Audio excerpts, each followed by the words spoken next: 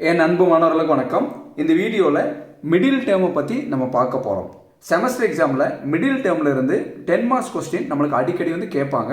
அதனால் மிடில் டேர்முடைய பேசிக்ஸை நல்லா கவனமாக கவனிச்சுக்கோங்க. ஃபஸ்ட்டு பாருங்கள், மிடில் டேர்ம் இல்லைன்னா மிடில் டேர்ம்ஸ் அப்படின்னு கேட்டாலே நம்ம என்ன யூஸ் பண்ணணும்னா டிவைடட் பை யூஸ் பண்ணணும். சரி, டிவைட் பண்ணணும். இந்த டிவைடட் பை சிம்பிள் ஞாபகம் வச்சுங்க. சரி, மிடில் டேர்ம்னாலே டிவைடட் பை சிம்பிள் ஞாபகம் வச்சுக்கணும். சரிங்களா? அதை தான் நம்ம யூஸ் பண்ண போகிறோம். இப்போ மிடில் டேர்மோட ஃபார்முலா பாருங்கள். Middle term equal to bracket open பண்ணி ப்ராக்கெட் க்ளோஸ் பண்ணிக்கோங்க. Middle term equal to n/2, வெளியே +1. நல்லா காமிச்சுங்க. Middle term equal to n/2 +1 ஒரு தடவை எழுதி காமிச்சிட பாருங்கள். மிடில் டேர்மோட ஃபார்முலா ப்ராக்கெட் ஓப்பன் பண்ணி ப்ராக்கெட் க்ளோஸ் பண்ணிட்டு வெளியே +1 கொடுத்துருங்க. இங்கே n 2ஆல் டிவைட் பண்ணுங்கள். அப்போ n/2 +1. புரியுதுங்களா? ப்ராக்கெட்டுக்குள்ளே தான் அந்த n/2 இருக்கணும். நம்மளுக்கு டெக்ஸ்ட் புக்கில் மிடில் டேர்ம் கண்டுபிடிக்கிறதுக்கு நம்மளுக்கு 2 ஃபார்முலா கொடுத்துருப்பாங்க. அதாவது n ஆட் நம்பராக இருந்தால் ஒரு ஃபார்முலா, ஈவன் நம்பராக இருந்தால் ஒரு ஃபார்முலா, அந்த மாதிரி கொடுத்துருப்பாங்க. நம்ம என்ன பண்ண போகிறோம்னா மிடில் டேர்முக்கு ஒரே ஃபார்முலா யூஸ் பண்ணி ஆட் நம்பராக இருந்தாலும் சரி, ஈவன் நம்பராக இருந்தாலும் சரி, எப்படி மிடில் டேர்ம் கண்டுபிடிக்கலாம்னு சொல்லி இந்த வீடியோவில் நம்ம பார்க்க போகிறோம். வீடியோ ஸ்கிப் பண்ணாமல் முழுமையாக பாருங்கள், ரொம்ப ஈஸியாக இருக்கும். சரிங்களா? இப்போ 2 கேஸாக நான் பிரிச்சுக்கிறேன். பாருங்கள், கேஸ் 1ல் பாருங்கள் 2, 4, 6, 8, 10 எக்ஸெட்ரா அந்த மாதிரி கொடுத்துருக்கேன். அதாவது என்ன, எண்ணுங்கிறது ஈவன் நம்பர். ஈவன் நம்பர் என்னன்னா தமிழில் இரட்டை எண்கள் சொல்லுவாங்க. சரிங்களா? அப்போ n ஈவன் நம்பராக இருந்ததுன்னா அதனுடைய மிடில் டேர்ம் எப்படி இருக்குன்னு சொல்லி நம்ம பார்க்கலாம். ஃபார் எக்ஸாம்பிள் நான் n 6ன்னு எடுத்துக்கிறேன். சரிங்களா? இப்போ மிடில் டேர்ம் பார்க்கலாங்களா? மிடில் டேர்மோட ஃபார்முலா என்ன? Middle term equal to n/2 +1. அப்போ n பதிலாக நம்ம என்ன கொடுக்கலாம்? n இருக்கிற இடத்துல 6 கொடுக்கலாங்களா? அப்போ 6/2. அப்போ 6/2ங்கிறது நம்மளுக்கு என்ன வருமா? 3 வருங்களா? அப்போ 3 + 1 என்ன? 4. அப்போ மிடில் டேர்ம்ங்கிறது 4னு கொடுத்துருக்கோம். அதாவது 4th டேர்ம்ங்கிறது தான் என்னன்னா நம்மளுக்கு மிடில் டேர்ம். புரியுதுங்களா? அப்போ ஈவன் நம்பரில் ஈவன் நம்பர்னு வந்ததுன்னா நம்மளுக்கு ஒரே ஒரு மிடில் டேர்ம் தான் வரும். Only one middle term. சரி, நல்லா ஞாபகம் வச்சுங்க. இது ஒரே ஸ்டெப்பில் நீங்கள் கால்குலேட்டர் ஆப்ரேட் பண்ணணும்னு நினச்சிங்கன்னா பாருங்கள், ப்ராக்கெட் ஓப்பன் பண்ணிவிட்டு 6/2 ப்ராக்கெட் க்ளோஸ் பண்ணி வெளியே என்ன பாருங்கள் +1 கொடுத்து ஈக்குவல் பண்ணிங்கன்னா டைரெக்டாக உங்களுக்கு 4னு வந்துடும். புரியுதுங்களா? இது கேஸ் 1 ஈவன் நம்பர் எடுத்துக்கிறேன். ஈவன் நம்பர் இருந்தால் எவ்வளோ மிடில் டேர்ம் இருக்கும் பாருங்கள், ஒரே ஒரு மிடில் டேர்ம் தான் இருக்கும்.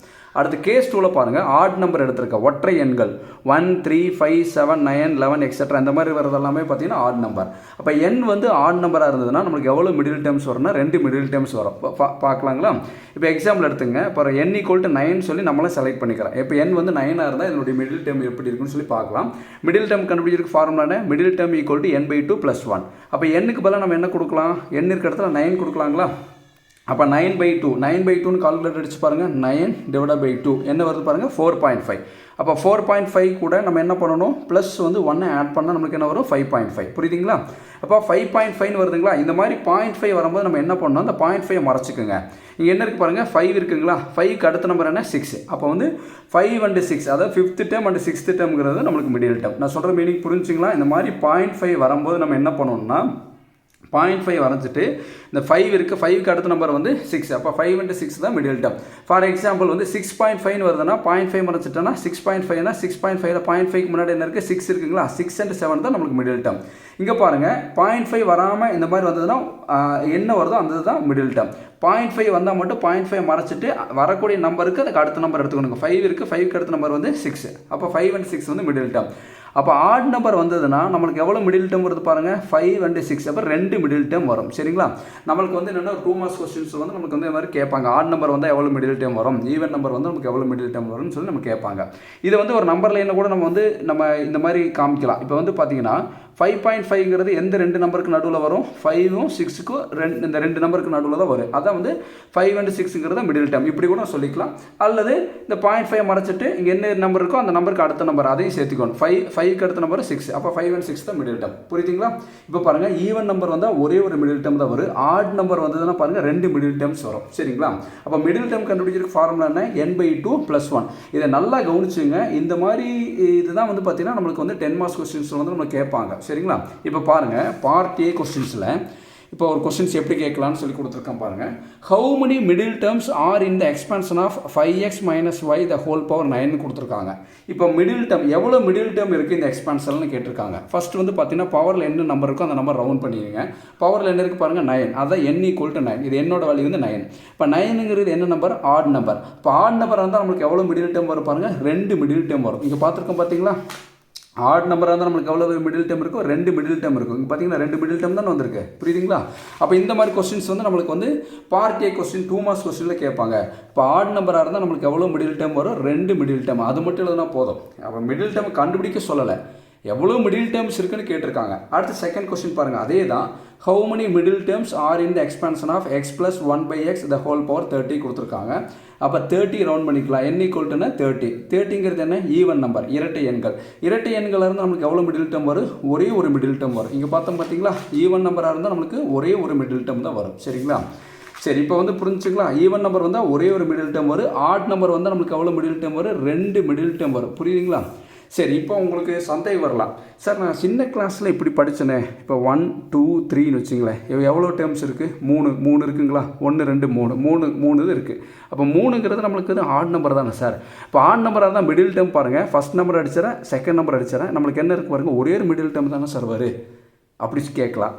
அல்லது இப்போ வருங்க சார் ஈவன் நம்பர், இன்னொரு எக்ஸாம்பிள் எடுத்துக்கு பாருங்கள். ஈவன் நம்பர் இதில் எத்தனை இருக்குது, மொத்தம் 4 நம்பர் இருக்குது. 4ங்கிறது என்ன, ஈவன் நம்பர்.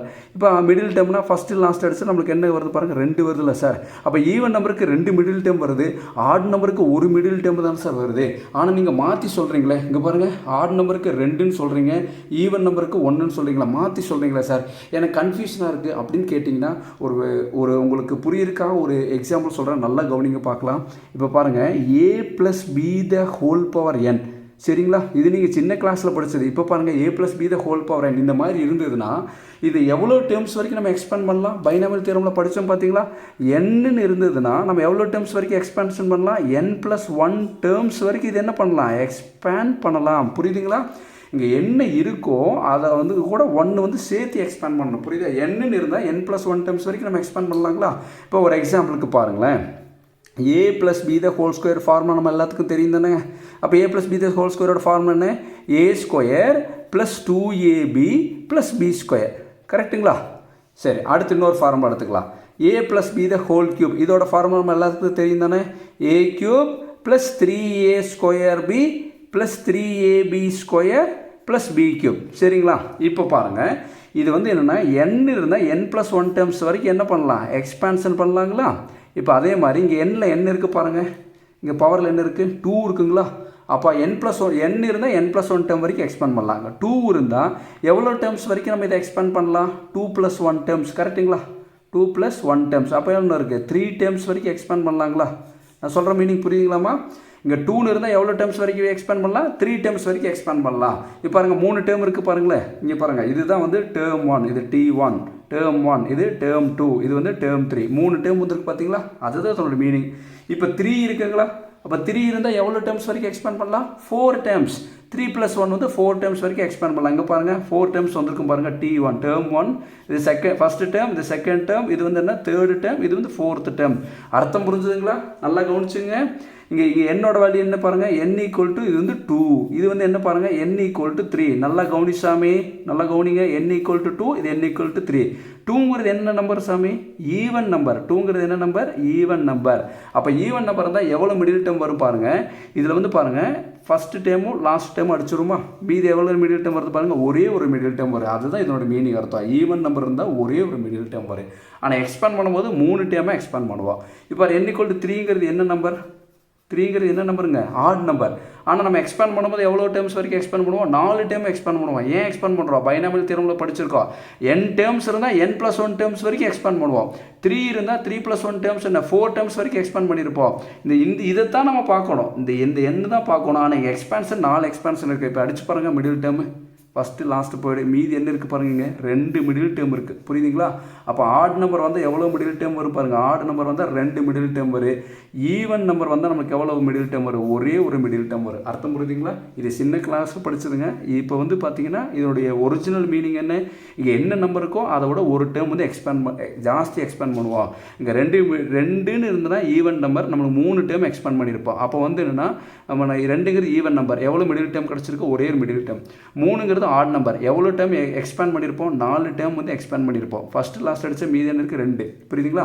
அப்போ ஆட் நம்பர் வந்தால் 2 மிடில் டேர்ம் வரும், ஈவன் நம்பர் வந்தால் ஒரு மிடில் டேர்ம் வரும். சரிங்களா? பொறுமையாக பாருங்கள்.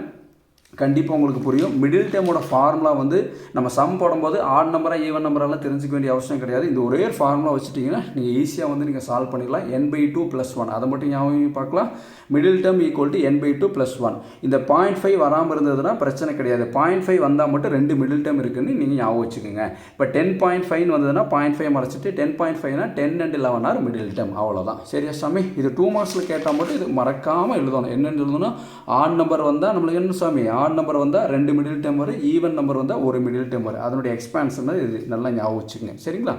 பொறுமையாக பாருங்கள், கண்டிப்பாக புரியும். இந்த வீடியோ உங்களுக்கு பிடிச்சிருந்தா மறக்காமல் லைக் பண்ணுங்கள், மற்ற நண்பர்களுக்கும் ஷேர் பண்ணி விடுங்க. Thank you students.